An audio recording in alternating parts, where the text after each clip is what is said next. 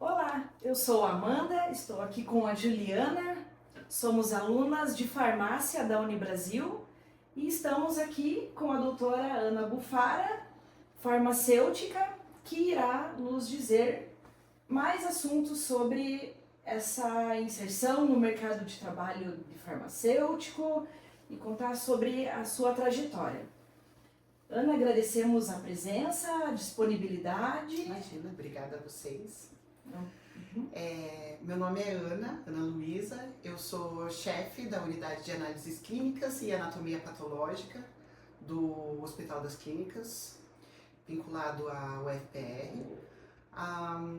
Eu comecei a minha faculdade em 2003 e logo já arrumei um estágio em análises clínicas em um hospital. E então sempre trabalhei ao mesmo tempo que fiz a faculdade e fui desenvolvendo, fui ligando as matérias com o que eu fazia na bancada, no dia a dia, e a minha inserção no mercado de trabalho acabou acontecendo automaticamente, porque assim que me formei, consegui uma vaga dentro desse laboratório que eu fiz o meu estágio a minha faculdade inteira. Também fiz alguns estágios noturnos para aprender a trabalhar durante plantão, porque daí eu já tinha visto que eu realmente gostava de análises clínicas. E então eu deposito em cima desse meu estágio, que eu fiz desde o início, toda a minha preparação para me inserir no mercado de trabalho. Eu achei que esse foi realmente um diferencial. Então, durante a sua trajetória, o seu foco sempre foi laboratório e análises clínicas? Sim, eu entrei para fazer farmácia com foco em análises clínicas. Gostava, me interessava, gostava de assistir seriados que envolviam as análises clínicas e decidi que queria fazer farmácia. E assim que arrumei o estágio, percebi que era realmente a área que eu gostava. Então, eu fazia faculdade num lugar onde era apenas meio período, então eu conseguia fazer estágio no contraturno. E sim, a minha área sempre foi análises clínicas. Nunca fui atrás de outras coisas. Tive a oportunidade de trabalhar como farmacêutica clínica, farmacêutica hospitalar durante o Covid, porque precisavam muito de profissionais. Eu não tinha experiência, mas eu tive a oportunidade de aprender e acabei amando. Hoje em dia, antes eu tinha um pouco de preconceito com a parte da farmácia hospitalar, mas hoje em dia posso dizer que se eu precisasse me envolver com essa área, iria com o maior prazer, porque é muito legal também, é muito legal. Tive a oportunidade de ficar 2 anos durante o Covid e então sempre fiz, são 17 anos de análises clínicas, mas esses 2 anos de farmácia foi bem importante para eu quebrar paradigmas, para eu ver um outro lado que eu não enxergava. Então, hoje em dia, se alguém chegasse para mim e falasse, você vai trabalhar lá na farmácia hospitalar, eu ia com o maior prazer também. Uhum. Que legal a sua trajetória, bastante determinada, objetiva e versátil também, por conseguir dar conta das duas áreas da farmácia. E a forma de ingresso no HC, como foi? Foi por concurso? Sim, foi por concurso. O farmacêutico, apesar de o farmacêutico analista clínico, apesar dele estar totalmente inserido no diagnóstico clínico, a gente fica muito nos bastidores, não se enxerga tanto, mas sem o farmacêutico clínico não há diagnóstico, não há altas, não há transfusões, não há transplantes, não há liberações de leito, não existe mais a medicina moderna, ela é totalmente vinculada ao diagnóstico de análises clínicas e de patologia, né? Então, mas a gente ainda não é tão reconhecido como gostaríamos, como deveríamos, né? Então, eu acabei entrando no funcionalismo público, bem sinceramente, por causa do salário e da estabilidade. Não era porque era um sonho meu ser funcionária pública. Eu realmente, conforme fui amadurecendo na minha profissão, fui vendo que eu estava muito horizontal, pulando de um emprego para o outro, mas sem subir de cargo, sem progredir, exato.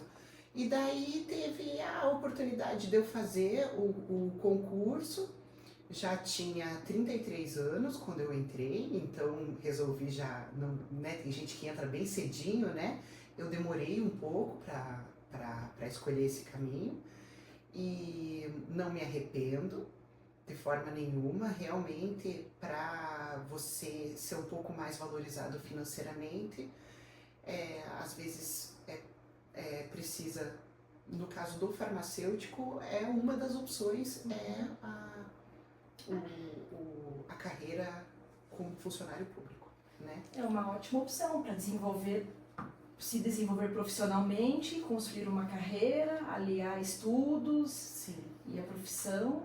E quando eu entrei no HC, como eu já tinha essa experiência de alguns anos de análises clínicas, eu fui me envolvendo aos poucos até que consegui alcançar o cargo de chefia.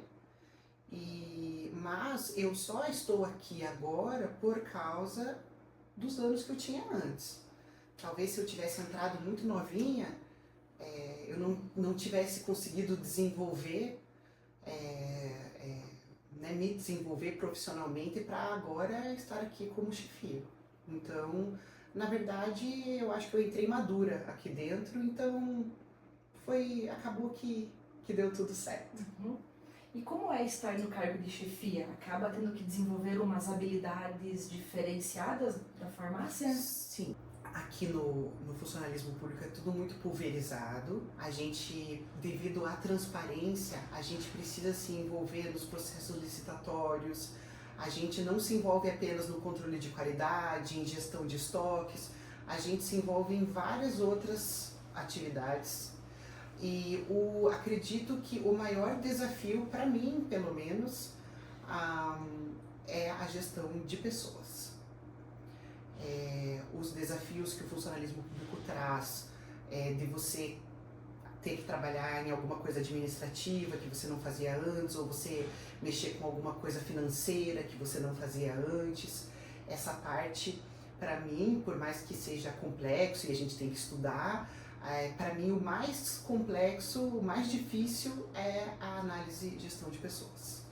E doutora Ana, eu tenho duas perguntas para fazer para você, que seria sobre o HC.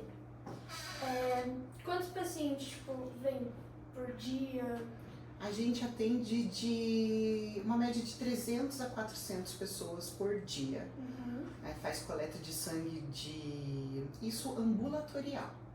E atendemos mais ou menos, fazemos a coleta interna dos pacientes que estão internados, que são mais ou menos uns 170. Então são 400 pessoas no ambulatório externo e mais 170 pessoas na interna e mais as portas de entrada. Gostaria de saber se no laboratório do HC qualquer pessoa pode fazer coleta. Não pode. Apenas as pessoas que têm um protocolo, um prontuário HC que podem fazer a coleta no laboratório. E como somos um hospital terciário e quaternário, as pessoas acabam entrando aqui pela via de atenção primária, que seriam as unidades municipais de saúde e as UPAs. E as UPAs, né?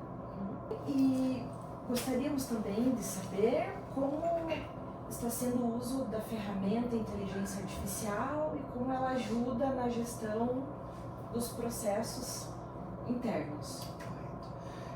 A gente tem aqui duas vertentes separadas, né? A técnico-científica e a administrativa, né?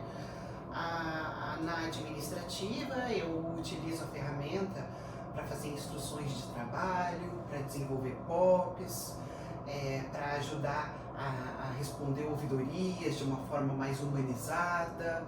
Então, na parte administrativa eu acabo usando mais para esse foco, e na parte técnico-científica, a inteligência artificial ela realmente está impactando muito e mudando a forma de diagnóstico, porque a hora que você alimenta uma base de dados mundialmente com todas aquelas células de câncer, e a hora que o nosso aparelho aqui detecta em algum paciente essa mesma célula, ele já consegue fazer, né, parear um com o outro. Então um diagnóstico que saía, que demorava para sair, que às vezes a gente se sentia inseguro de soltar porque ainda não estava com o olho preparado para ler, por exemplo, uma lâmina de leucemia. Agora, com a inteligência artificial, por exemplo, na hematologia, esses diagnósticos acabam acontecendo mais rápido, e o tratamento da pessoa acontece mais rápido. Então, e daí vai a cascata de vantagens, né? E também a gente tem no HC uma parte muito forte de biologia molecular, e as mutações, elas são pequenos detalhes, né, dentro do DNA. Então você tem essa base de dados também para conseguir comparar aquele DNA que você extraiu de um paciente dentro do HC com a base de dados mundial. Isso é a mesma coisa da hematologia, né? Então você acaba fazendo um diagnóstico antes, mais preciso. Então com certeza estamos ainda no começo, né? Mas hoje em dia eu não consigo mais ver seguindo separado. Eu acho que a inteligência artificial chegou no diagnóstico de análises clínicas e na patologia realmente para ficar. Trazendo muitas melhorias na saúde da população em geral. Com certeza. Puxa, doutora Ana, quantas informações relevantes você nos trouxe aqui na entrevista. Ficamos muito felizes e agradecemos mais uma vez.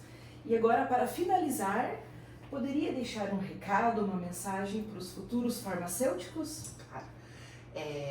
O meu recado é ser curioso, muito curioso, sempre perguntar para os professores, para os colegas, porque o trabalho de farmacêutico ele é multissetorial, e no caso da análises clínicas é ainda mais multissetorial, porque para você fazer um diagnóstico, para você soltar um laudo, você tem que compreender sobre o remédio que a pessoa estava tomando, em quais as condições psicológicas que esses exames foram feitos.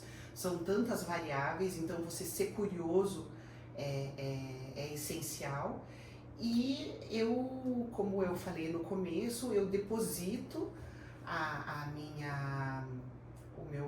o meu desenvolvimento como farmacêutica no estágio que eu fiz, nos estágios, nas atividades extracurriculares que eu fiz durante o período de faculdade. Porque foi assim que eu pude definir qual era a área que eu gostaria de seguir, porque os farmacêuticos têm várias áreas, né? E também pude desenvolver habilidades específicas para aquilo que eu estava procurando. Então, é basicamente isso, ser curioso e atividades extracurriculares durante o período da faculdade. Obrigada. Viu, Juliana? Agora você que é interessada, que gosta da área, pode vir e deixar o currículo. Obrigada. Obrigada, gente. Até logo!